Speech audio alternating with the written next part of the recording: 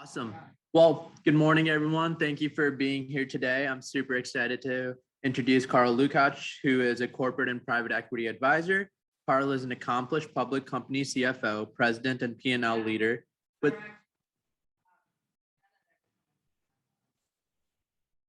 your volume is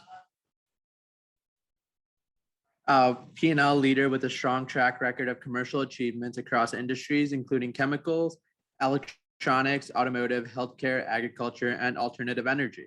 He is currently a corporate and PE advisor with extensive M&A and IPO accomplishments, in-depth experience with investors and shareholder activism, as well as in-depth management.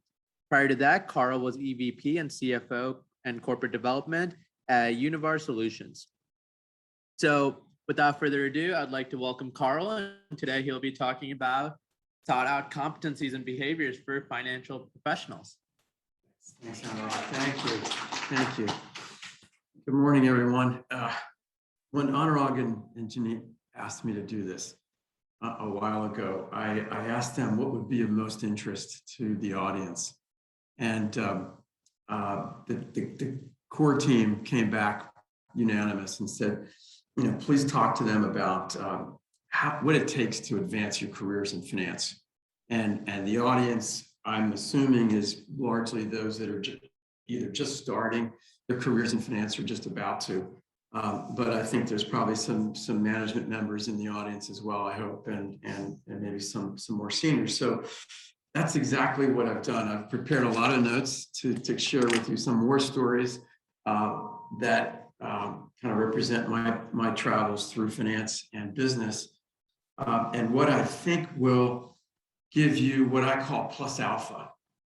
And if you are in the finance community, I think that you know well what alpha is with respect to stocks, but this is all about you. This whole talk this morning, this event, is about you personally. And what I'd like you to imagine is that you're going to paint a picture over the next X number of minutes of yourself and your career going forward. And I'm going to try to help you think about some competencies, behaviors, and non-finance competencies, really, that will, I think, boost you above the rest, above the average for sure. Just a little process check. We here in Chicago, I always think we're cutting edge in the business world. New York is just starting up with face-to-face conferences like this. I think we're at the pioneer edge here by doing this. We have an audience here in the room, here in downtown Chicago. It's a foggy, rainy Friday morning, and yet everybody's eyes are open and smiling, so I'm happy about that. This will get pretty boring if I talk the whole time. So I encourage you to stop and ask questions along the way. And Janine, I'm going to challenge you on this. For those on the Zoom, raise your hand, hit the raise the hand button, and or the chat, and get a question in that way, and stop me before we go to other points. Okay. So what's plus alpha? And none of this came from a book. I'm not a consultant. I have no interest in this other than your success as finance professionals in the future. And it's really by my bloody knuckles and cuts and bruises along the way of 40 years in business. And thankfully, we're in a period of dynamic change right now. If you're young and just starting out, you probably don't realize this. But where I came from, when I was in your shoes, thankfully those days are over. What now goes in history books as management by intimidation. What I grew up in corporate America, in the 80s, really 80s and 90s, and then the next phase was results at any cost. That sort of management process. I think both of those are in the rearview mirror, and today, maybe accelerated by the whole pandemic. Corporations are finally realizing, the progressive ones always did, but that their associates, their team members, are the source of all value creation. You are the assets of the company. Company could have factories, hard assets all over the place. And that's what we used to only talk about. But now the realization is that people matters, always did matter first. And you have this bright future ahead of you to enter that new business world. And that's what I mean by in the new economy, the new world. Professionals today want from their companies an opportunity to develop themselves to their full potential. HR CEOs and HR leaders are getting that loud and clearly. They want a work environment that treats people fairly and with respect. We didn't always do that in business in America.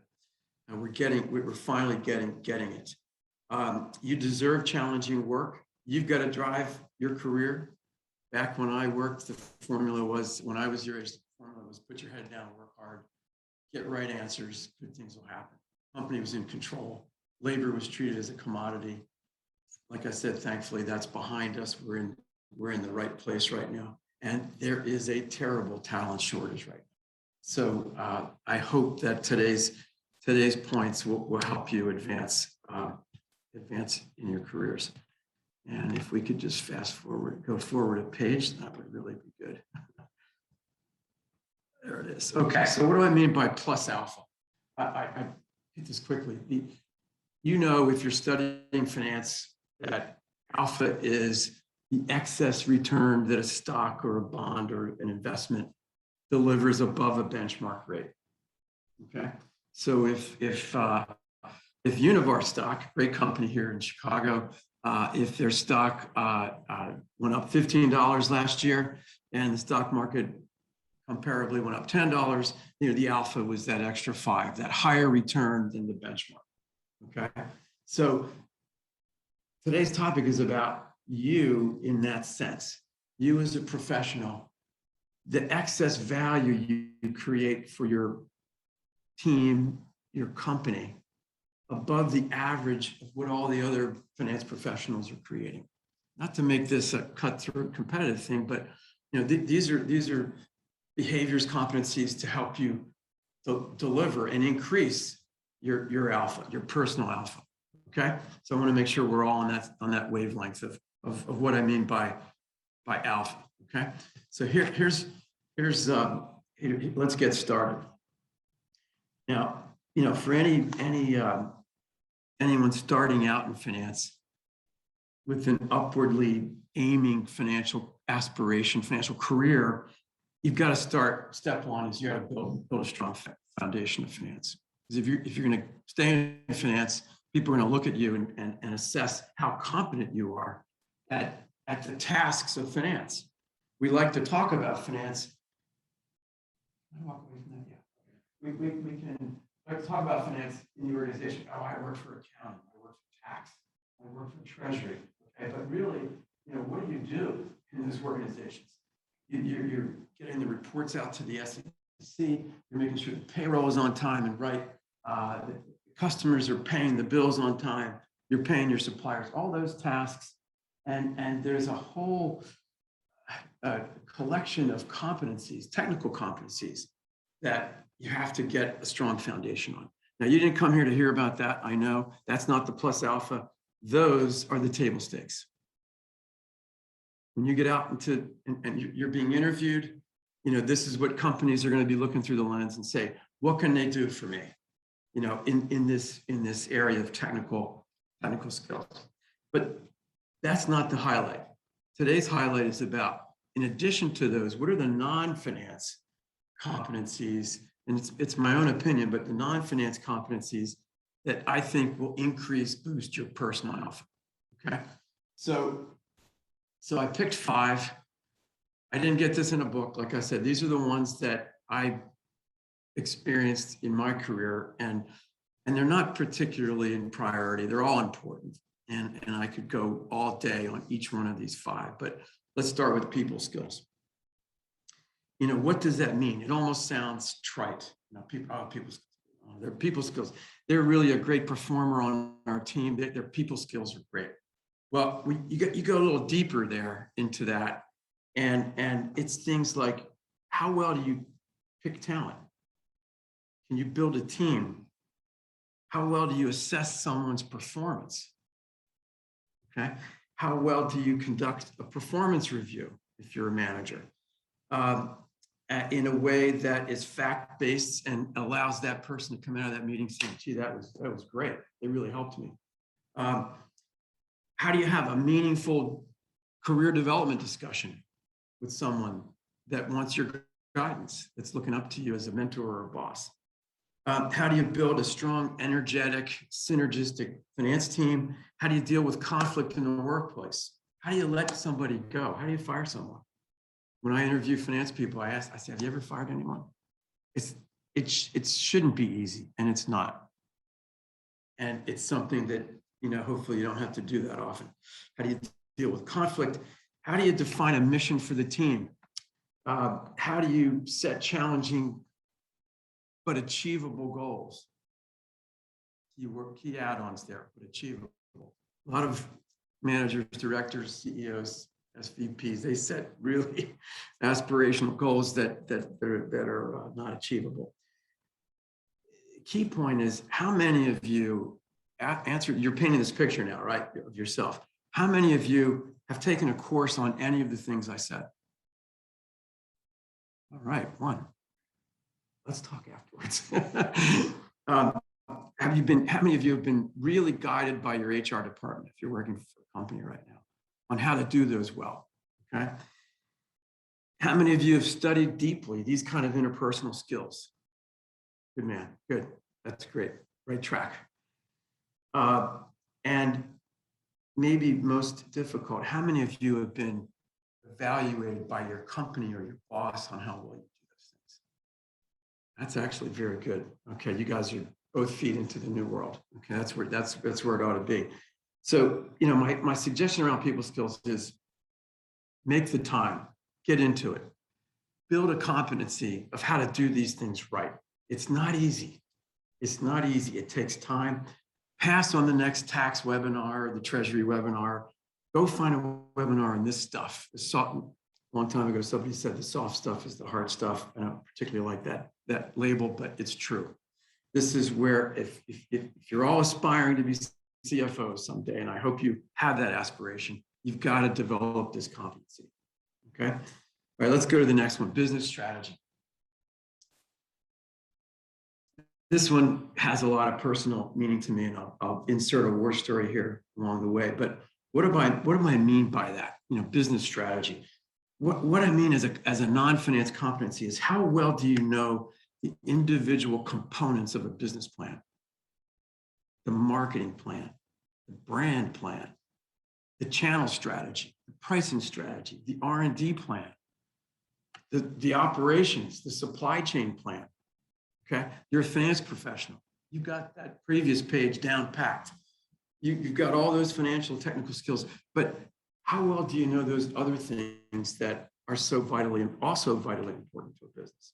Okay, and the choices that your company has made that in aggregate represent company's growth strategy. Key point. So, why know this? Those things in aggregate, you know them. That's your company's playbook to win. And if your CEO said to you, "Hey, would you like to see our playbook to win?" You'd say, "Sure. Let me study that. Let me understand that." Right? And yet, too often, what happens in companies, I have to use a 4-letter word, begins with S. Silo. Okay? Watch out for the silo. The manager who wants to put you in a silo. You're really good at SEC reporting. Great. You get a 5-minute performance review, you get an average increase, and they want to stick you in SEC reporting for the rest of your life. Watch out for the silo, okay? Push out into the other areas of finance and develop yourself and learn about the business strategy. So many finance professionals I've worked with it could not explain what their company really does, what its growth strategy is. They've never met a customer. When I was in my early 30s, that hit me, and I've got to figure out how to go meet a customer. I mean, without them, there's no me, right? And so I got into a business finance job, and Ford was the customer, and I went out to Detroit and met with the customer about how well we were doing. And that what happens is the blinders start widening, and your field of vision gets broader about, what team you're on and what the big picture is. So now, okay, quick war story. How did I get this? How to get this knowledge? I was CFO of the DuPont Group in Japan in my mid-30s, and I realized that I couldn't have an intelligent conversation with business leaders, and I wanted to. And I was the finance person, right? And they kind of looked at me, as the green eye shade, debits equal to credits person. But no, yeah, I'll take care of that. But how do the customers do? So, I was talking to them about it, and I said, gee, I really like to learn this. And there was no answer how to do it. Long story short, I took a night course before the internet at Sophia University in Tokyo, and learned from, in their business school, all the components of the business plan. Best investment I ever made. Best investment I ever made. Because now I went back to work and I talked to those commercial leaders that were running, these particular product lines, whatever. And I asked them, who are the top 5 distributors? Let me go check and make sure that, they're paying us on time. How do you evaluate whether the customer's happy or not? And it taught me Net Promoter Score and all the different customer set. All of a sudden, the lens started widening and widening. I loved it, just loved it. And, it just boosted my energy and my excitement about business. Okay, so, per end, the alpha's starting to go up, right? Okay, because now these people in business are saying, hey, that person there, they kind of get it. They're not just, the debits and credits. They're on my side. They're trying to help us win, right? So your alpha's going up, okay? How to make you a better finance professional. See the big picture. Okay, I don't get any royalties from this. A book I've recommended for 20 years is called Playing to Win by Roger Martin. He is a renowned guru in business strategy, the Rothman Institute in Montreal. If you just Google Roger Martin strategy on YouTube, not Google, YouTube, he has a couple of 5, 10, 15-minute strategy videos up there that will just, it'll just, open it up for you. It's a great book. It's an easy to read one. Okay, third competency on finance is capital markets. But let me do a process check here. How are we doing here? This is a lot of new world technology going on here. People in the room, people on Zoom, mics here, wires there. Are we all okay? All right. Okay. We're going on fine. Okay. Timing's okay. All right. Give me the cut if I'm going too long here. All right. Capital markets. My personal view is that this comes with being in finance. I made it a hobby, kind of a hobby really, to study the capital markets. I wasn't, working I wasn't a CFA. I wasn't a financial analyst for the buy side or the sell side.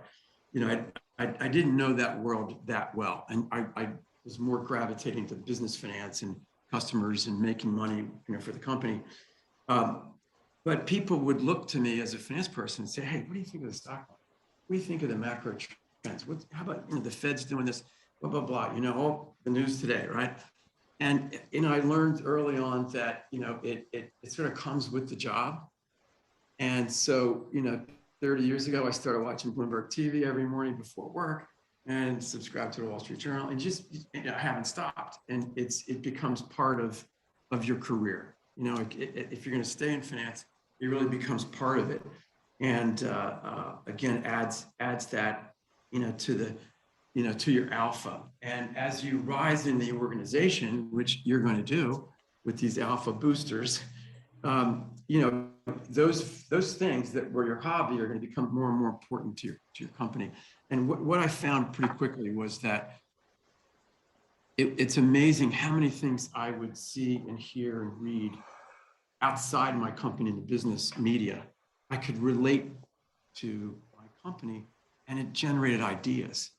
And I'd have those conversations with the commercial folks again. Hey, what about this? Or what about that? Or I'd hear about our competitors or our customers. So it helps boost your contribution to the business, to the company as a finance professional.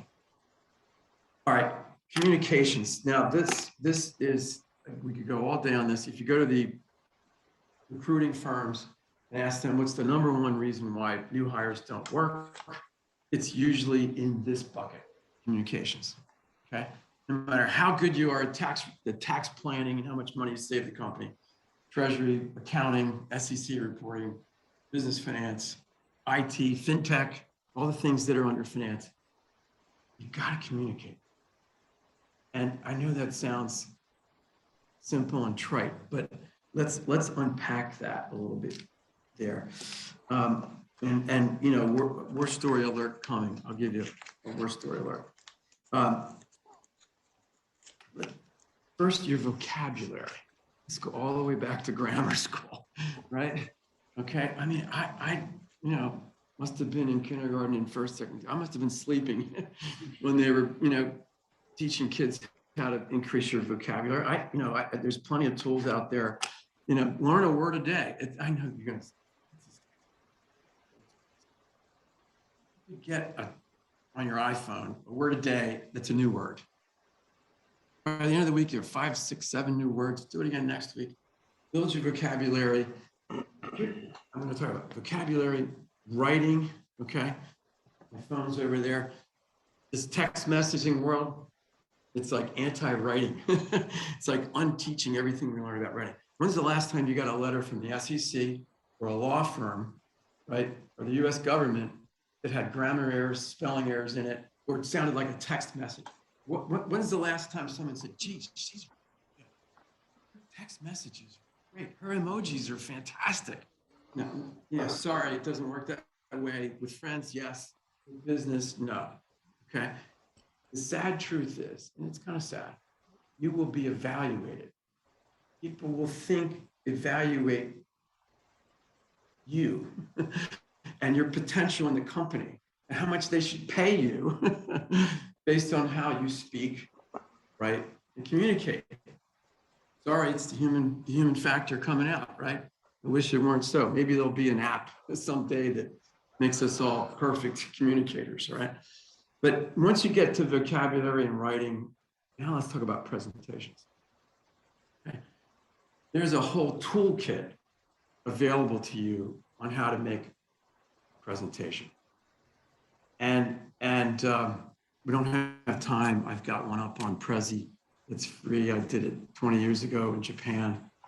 But there's a whole world out there that I can pretty much guarantee your business finance and your MBA students or undergrads that it's not on the curriculum. Okay. And yet the whole goal is, I'm going to trip on these wires, but they're not seeing me yet. So the whole goal is to get what I'm thinking exactly into your head, 100%. The experts say that on average, only 16% of what Leo is hearing, what I mean. That's terrible. Only 16%. Okay, so here we go, a half hour. You only got 16%. I've been talking a half hour. Right? Okay. So the goal here with communication is how do we get that number up? Okay. And my worst story is that I realized this problem I had when I lived and worked in Asia, where everyone that I was talking to had English as a second language, maybe a third language. Okay. So you have to adapt. And I started drawing more and speaking more slowly. Okay. And doing a lot more of this, and gestures, your body language, the way you communicate. It's amazing how well I can communicate with a taxi driver in China, and I don't speak English, I'm Chinese. But how does that work? So you're communicating all the time, and there's all these skills out there that I encourage you just to go for. I could go on and on. for hours about that topic, but you know, you will be evaluated on how well you communicate. Spend time on it, go for it. I can't, you know, give you a quick, you know, get there copy, but one little warning. We in finance, especially in tax, you know, I've got a master's in tax. I love taxes. Okay, tax, treasury, controllership, internal audit.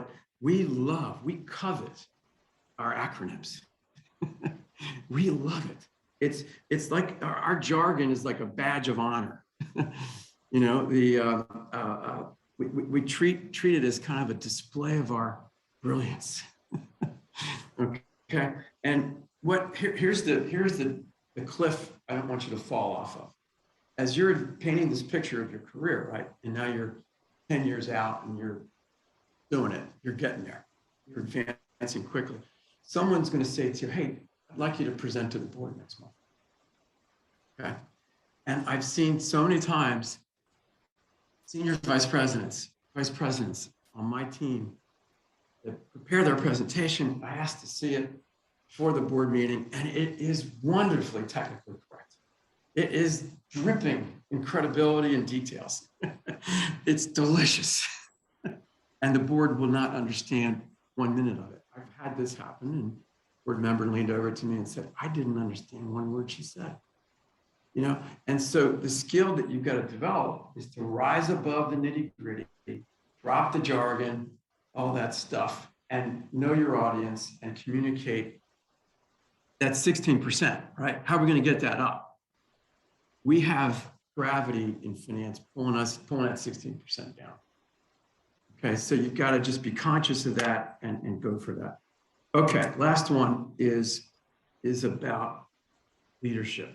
And I just don't do this justice by including it in the 5 because it could be a whole day of its own. I've lost track of time. I just want to make sure. Anurag, I'm looking for you. Our thumbs up or down? Are we good? All right. Okay. All right. Leadership. Okay. The experts will tell you leadership is different from management, and I agree completely. Okay. However, I think to be a good leader, you have to build a good base of management skills. And if you're like me, and if you've been through MBA school, and you've had a management course, that's the one you always slept through. It hasn't changed in 100 years. The landmark guru on management is a guy named Sloan, who wrote about the DuPont company 100 years ago. when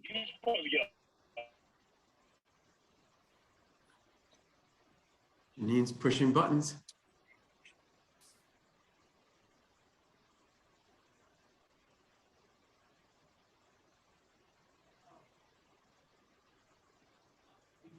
Keep going. Okay.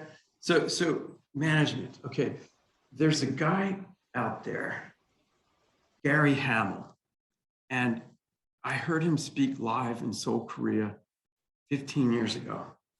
And it just opened my mind to management. He said that management is the science of human achievement.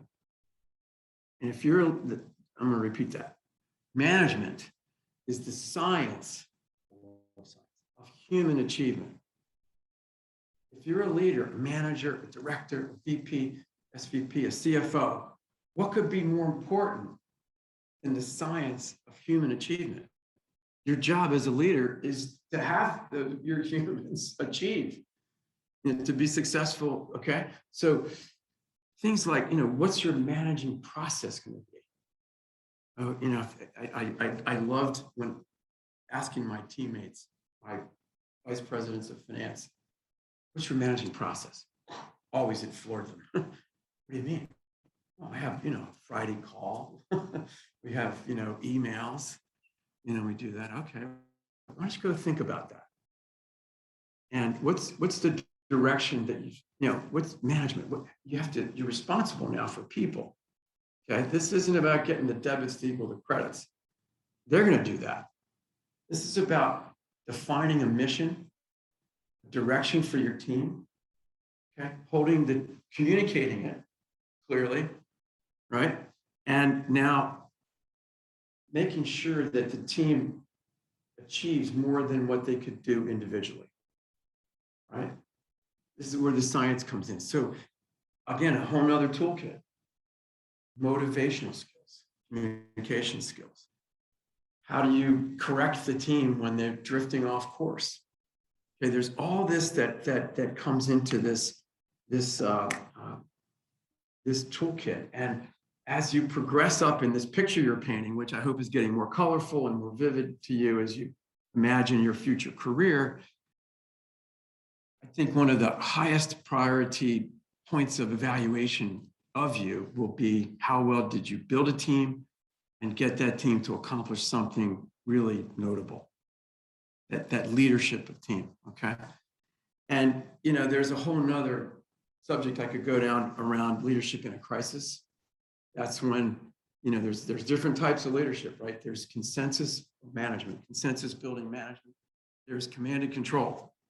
And, you know, there's times when command and control is the right tool. And, you know, when you're fighting a pandemic, you know, in Japan, we had a very big earthquake that we had to deal with. On crisis? Oh, man, that's a long story. Okay. I was president of DuPont Asia Pacific in Tokyo, and we had the Tohoku earthquake, 2011, March 11, 2011, 2:48 in the afternoon. And if you don't remember the story, there were 28,000. And it was, we were in Tokyo, the epicenter was about 300 miles north. Between us and the epicenter was a large plant, and that collapsed.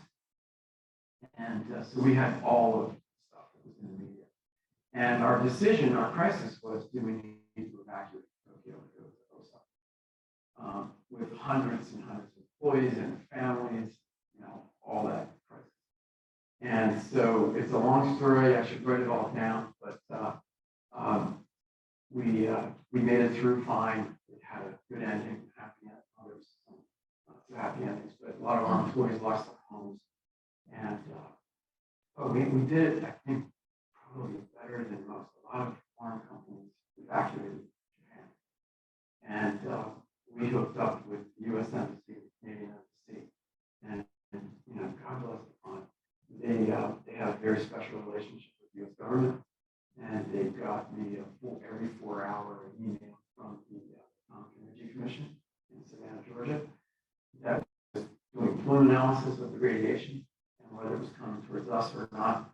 And that was our trigger. If everything was blown out to sea, and if it started coming down to Tokyo, that was our hit the button and evacuate. And it never did.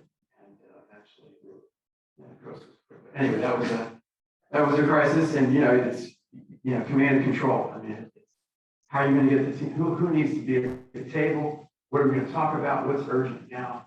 You know, how do we know? And we had employees in Osaka sending trucks up to the employees up in by the earthquake, you know, with food and housing and all that stuff. So anyway, there's a long answer to that, Janine, but I should write that down. But you know, I think the point is that as you advance your careers, you will inevitably come to a crisis. Now, you know, will it be that severe? I hope not, but it might be something in business. You might lose your top performer. You know, you might have a bankruptcy. Your company might be going into financial trouble. All that.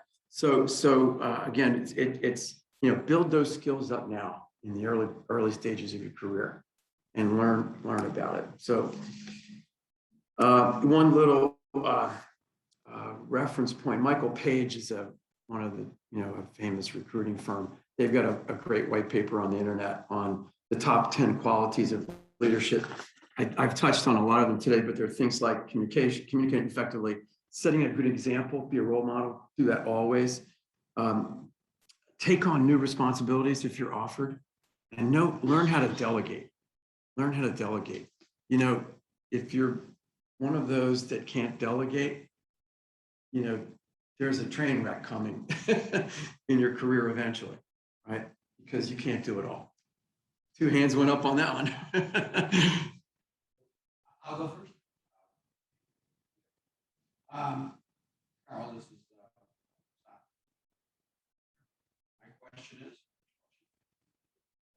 my question is there anything you can do in your personal time that helps you be a leader? Yes. Great question. You know, and in fact, let me go right to the next page and it's presence. If you go to the next slide, we're jumping out to mindsets and behaviors. So the answer to your question is that bubble called presence. I think that it will help you and will develop you if you, in your business situations, always have a point of view. You could be in a meeting that you could easily turn off. Oh, it's, you know, I'm a tax person and this is a treasury matter, and disengage and do your multitasking, right? Multitasking, the opportunity to make more than one error at the same time. Okay, so don't do that, right? So engage in the conversation, especially if you're with the business people, right? And have a point of view. Imagine that someone's going to turn to you and say, Anurag, what do you think? What do you think about that? And you know, I'm the tax person. What are they asking me for, right? And you know, always have that point of view. You know, make it a practice of yours. And I think that's personal leadership. It'll increase your presence, your here and now, and always be respectful. You know, this hierarchy thing that they taught me in school 100 years ago, you know, throw that out the window, right? It's companies or organizations of people. Everybody deserves equal respect and behave that way. And those are all ways to answer that great question of developing and exemplifying your personal leadership over yourself. You know, start there. Some of those readings that I mentioned would be helpful too. You know, I think that I should tell another war story around presence. I don't know where to put listening skills, and I call it deep listening skills. When I was working at a coal company, the treasurer of that company was an icon. This treasurer was really important. He was a big shot. And I was a young junior, you know, I had some idea. So now this is, you know, work environments and behaviors are different. But I made an appointment, and this is a busy guy. I mean, all the pinstripe bankers are coming in and out of his office and all that. And I go to his office, and he's sitting at his desk, and he stands up. Carl, yes, I'm glad you're here. And he goes to the door. He says, have a seat. He goes to the door, and he closes the door. And he sits down across from me, and he's looking me right in the eye. I'm very excited to hear what you have to say. I think you have something you want to present. And, you know, I hadn't been treated that way before. All of a sudden, I was important.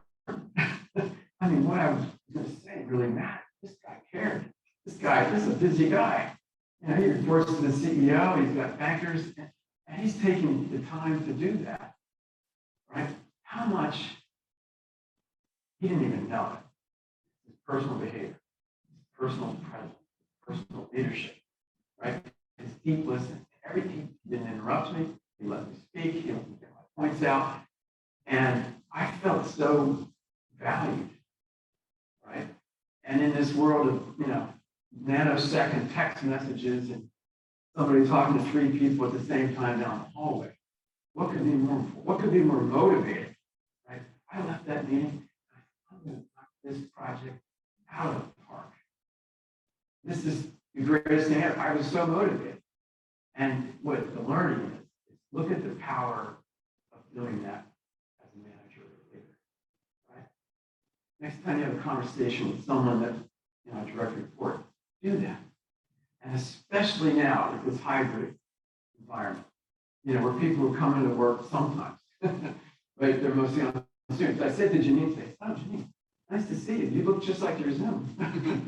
We've never met in person, in 2 years, right? That's all going on now. People are saying to me, gee, we have 10 new hires I've never met. Right? So if you're a manager and you were in the office and one of your teammates is in the office, push some of the crises aside and go spend time and do that. Claren Mays, years old right now, but I wish you could hear this. Do that in the eyes, in the face. Respectful equalism, and it will pay dividends. It will generate motivation and positive behavior throughout your whole team organization. Okay, so that's presence, the presence bubble. Know yourself. And okay, this one, there's lots of stuff out there written about it, but my only point is this, I'll go quickly here, is someone smart once said to me a long time ago, your greatest strength is almost always the root cause of your greatest weakness. Okay? So if you're really, really good at tax, I mean, you are a genius in international tax planning. That's a real positive, real strength. But beware, because that could be, likely is, the source of your greatest weakness. Maybe you can't communicate outside of your silo. Maybe you can't walk and chew gum. I hate to say it that way. But yeah, best example is mine. It took me a while to learn. As I was going up in age and in responsibility in finance, I kept hearing from managers, your energy, your enthusiasm is a real positive. Okay? And then, I got to a point later where, thank goodness, Keith, I wish he was listening. A boss said to me, that's a real positive, but the more responsibility you get, you're VP now. That could be a negative. Because the world out there isn't all positive and enthusiastic. Okay? And my biggest regret in my career, one of my was forgetting this and entering into a contract with a customer here in Chicago that they breached. Because I was so positive and enthused by them. They signed a contract and they never really had attention to give us a move to get the competitor at a lower price. We sued them, we won, we still lost. Okay, so your positive, your strength, just be, don't lose your strength. Nourish it. Make it a real shield, a real strength. But be aware of yourself. That could be your source of weakness. I forgot a war story.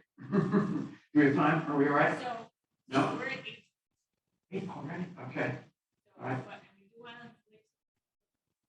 to Okay.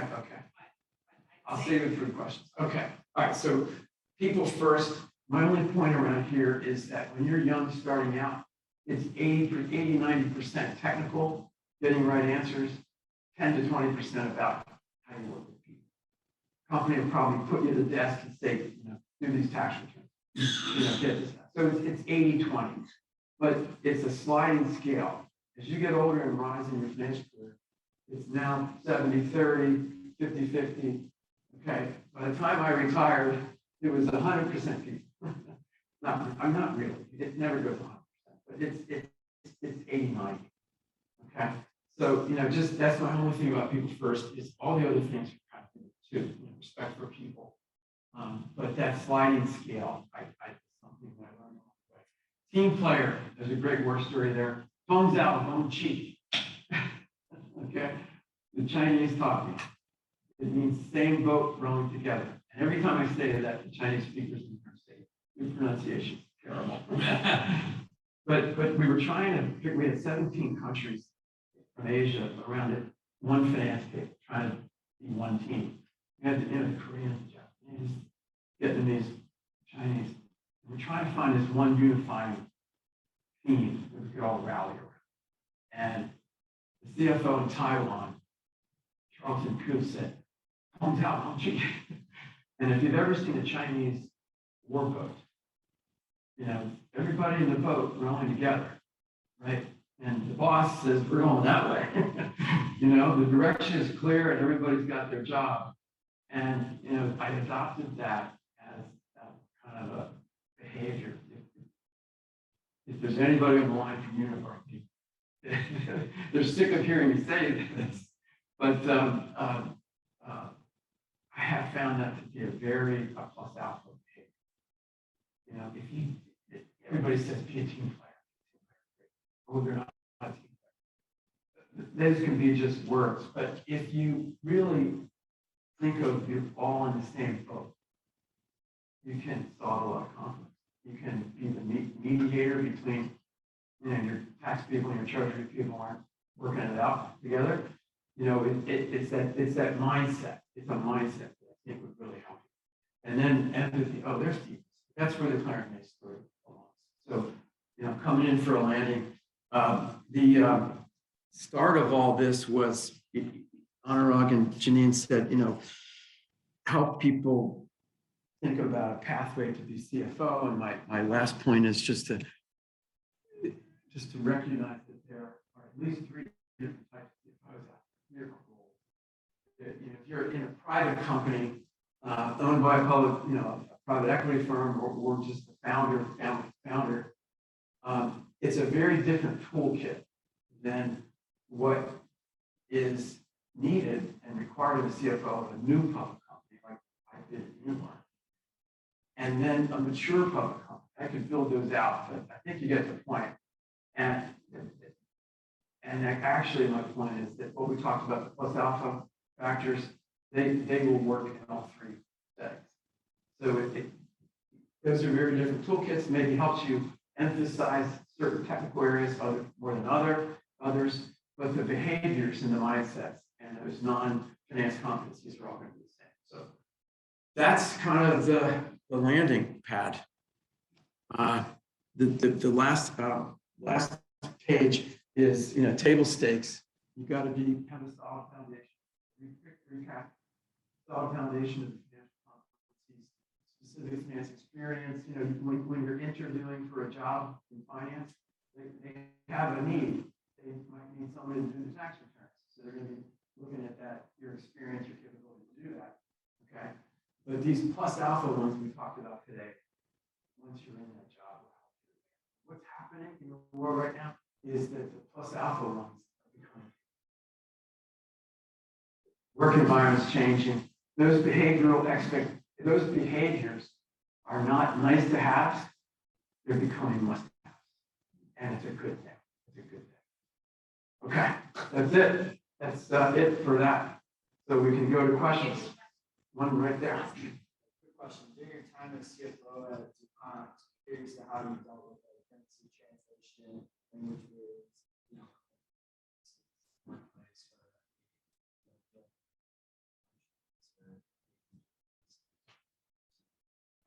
Thanks for that question. I was not CFO at Univar, but I was up in the senior ranks there. But great question. Okay, they have DuPont. You know, if you studied finance theory, DuPont theory of return on capital, return on equity. They have a very unique approach to foreign currency exposure.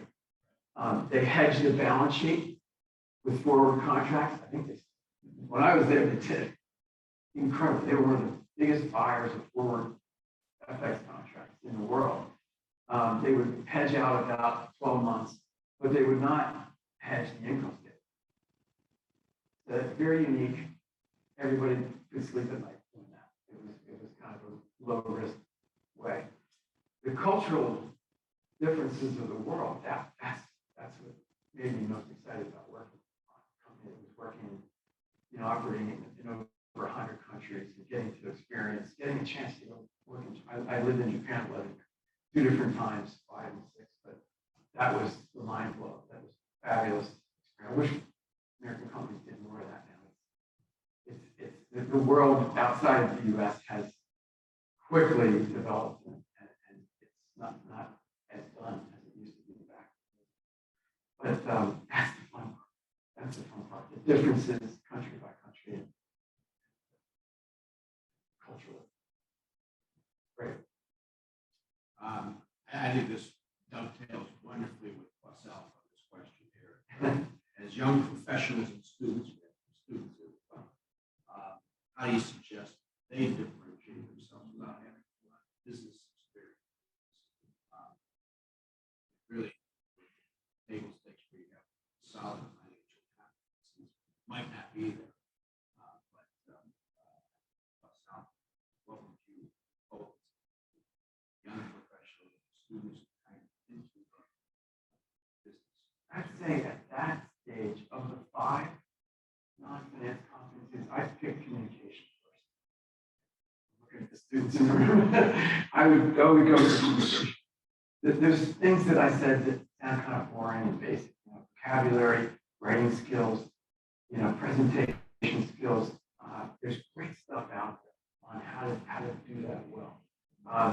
In fact, if we do have time, I can. Okay, presentation skills. Let me give you an example. I was working on a very good company, and they hired a professional coach, communications coach, on the team because DuPont had 10,000 PhDs, half a dozen Nobel laureates. I think the tax people can't communicate. When you get into the R&D center, it's even tougher. So, the coach was going to help leaders communicate. And he taught me a way of presenting that was fabulous. He coached Bill Clinton, Sandra Bullock, a bunch of, Hollywood stars. And I just soaked it all up. And I have a presentation on how to go about it if you're interested. My emails, I don't know, I'd love to respond to you, but it's cjlukach@gmail.com. And if you like, I can send you the Prezi address. So if you just go to Prezi.com, put in my name, we'll deal with that later. Anyway, there's a certain process that you can learn, and it's the right age to do it. And there's another part of this that I didn't get to mention. Another person in my career that was greatly influential on me in this subject matter is a guy named Tony Goldsby Smith in Australia. He's a consultant, he's a philosopher. How's he going to help in business, right? And what he taught me was that you probably, if you're reading business materials and management materials these days, you've probably seen it said that, leaders, tell a story, right? Okay, and that was, the Harvard Business Review had some article on it. Now everybody was telling stories, for the last 10 years. Tony said, story's fine. It gives you can give your team passion and all that. But the next step is to create an argument. Is to create an argument. In other words, because an argument is a future story, a business strategy. We're here, I'm the leader, and I want us to get to here, up to here. Okay? And I'm going to tell you a future story. I'm going to make an argument to you how we're going to get there. Let's talk about that. And if you can get a team excited about that, now what you'll create is faith. Now you've got employees that say, yeah, I'm on the team. I want to get to there too. And I know the road that we're going to go on. And that's all in that communication toolkit. So, you'll find, go on the internet, it's so rich, full of things you can go to improve yourself and develop yourself at that early stage of your career. Yeah. So this is good. Yes. All right, so as a student or graduating or first year professional, it's very easy because you don't know much about the industry you're going into or you're very fresh to kind of subliminally build a silo around yourself just because you're trying to learn your core competency. What would you say is good advice to help people acknowledge that they're in a silo and then what their next steps could be to try to reach out? Okay.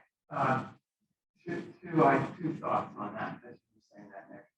One is your first part. When you first get into a company, I would encourage you to write down a 30, 60, 90 plan. 30 days, 60 days, 90.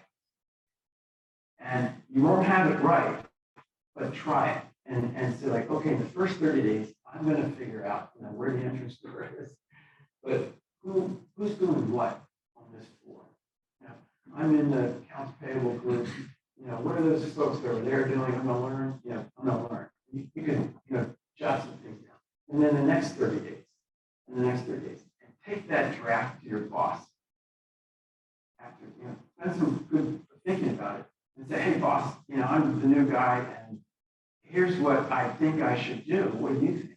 First of all, your boss is going to love that initiative. Okay. And then they're going to contribute ideas. Now you're getting a little more specific and you get the guidance from the boss and you've got a launch plan. Okay, so that's how to start strong. Second part of your question is to adopt an intellectual curiosity. Nick, I know we've worked before, I know you already have it. Nourish that. Be curious, ask questions.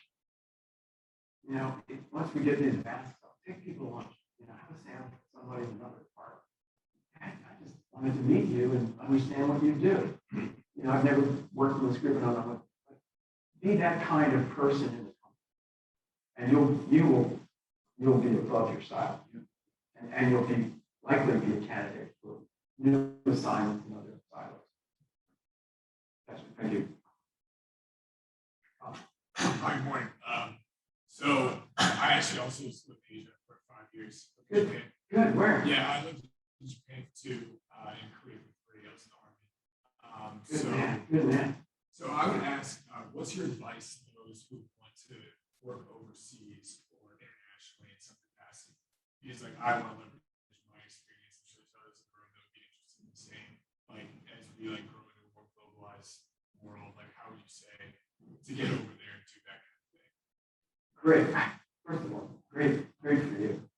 I've been in those 2 places. I used to commute from Tokyo to Seoul every other week. Like I was saying earlier, it's a shame that American companies, a lot of them are moving away from that, the bigger ones, because they've developed local talent to do that, like at DuPont. My top priority was to develop leaders and send back the Americans. Okay. They weren't in the culture. Everybody tried, but the real success was going to be to develop local leaders. Okay. The big companies are well down that path. DuPont's, IBM's, all that, the Boeing's and all that. The medium-sized companies and the smaller companies are not there. And may present, a friend of mine just was transferred to the Netherlands, an IT company here in Chicago, because they have nothing on the ground. He had to open the office, he had to hire people, set up shop. Those kind of opportunities are out there. And I encourage you. The world is so much bigger than your hometown. And it's an exciting place. There's just so much out there to learn. And always come back to it. And you can. We did. But it was personally and professionally and personally, as I'm sure you experienced too. Which base were you at? I was a KFL. Okay. So it was No, well. Yeah. Our kids used to run around the track. Nice. Good for you. Great. Great.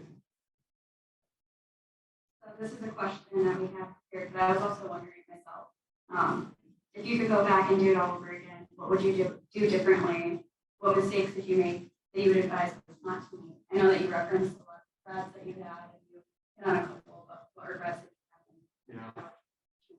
Yeah, that's the boulevard of broken dreams, right? I mean, you know, in honest self-appraisal, I think, you know, when I was starting out, I was probably a little too sharp-edged, pushing and shoving. You know, I wish I could take that back and be better at the things that I'm preaching about today.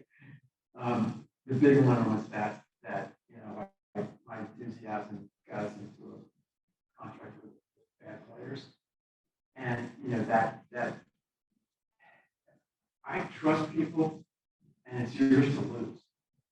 But I learned that there's more people outside in the world that do the opposite. They don't trust anybody. It's yours to earn. And I'm happy the way I am, but I made some mistakes. I wish that I spent more time developing people. You know, we lowered the debt, had a great IPO. We bought our biggest competitor at Univar and sold half of it in 30 days. It was tremendously technically satisfying. But what it took was 18 hours a day. And what I didn't do was take care of Joe, Jane, Harry, Sam, that wanted my time. And, you know, if I could go back, I would have had a better balance there. And maybe most important, work-life balance. I'm not a good example of that. I mean, really. And I think it's much more important today than it was back then. I wish I could do it all over. I'd be better balanced work-life. Family, we have 4 kids, 9 grandkids. Show pictures on the screen if you like. You know, so I'm enjoying, I'm seeing what I missed. You know, and so that's probably where I should stop. Thanks for that. I think the definition of success is balance. So, Carl, would you,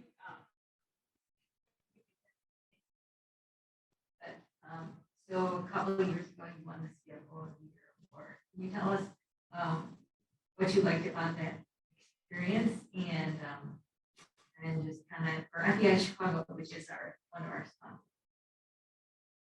Well, yeah, I mean, it was a great event, you know, for me personally, but it was really, the reason, and I say Univar got it, was the leadership team who were all there that night.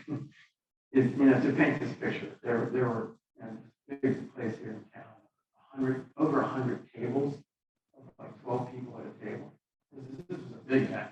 The loudest table was the Univar table because it was all my VP and the CEO. And the reason we got it, not because they were yelling the loudest, but because of what they did. I got the, you know, I got the duty of going up and accepting it, but what Univar did in really about 24 months, you know, technically quite incredible. And you know, from a finance standpoint, I think that's what did it. But it wasn't me, it was them, and they were all there. So Whose name was on the plan? I know. It sounds like I'm just saying that, but you know, it really was all about that. It's great. You know, to what we said earlier, you can't do that on your own. You got to build that team. You have to build that team. It just won't happen. And I've seen so many smart, brilliant people from, you know, the Ivy League schools that didn't make it because of not having, not just the alpha, but they had gaps in those topics. They didn't just communicate. They couldn't communicate well. They communicated poorly. You know, they didn't delegate. You know, all those things that we said you're supposed to do, they were derailers. So it's all about that team and developing the team. Well, Carl, we really like that. Want to wrap it up? Well, Carl, thank you again for coming and talking to us today, both online and in person. It's great to see you in person finally, and also just to have everyone else here. For me, I'm just a regular A&AB member, but on behalf of A&AB from FEI Chicago. Thank you guys for coming. I will have a QR code up front if you guys are interested, or please take a survey so we can get your idea about future events. And I will also try to post the link in the chat or send a follow-up email to those online. And then also we will have membership applications up front in paper and the QR code. So if you guys are interested in joining A&AB, those prospective students, then feel free. And other than that, ask a question.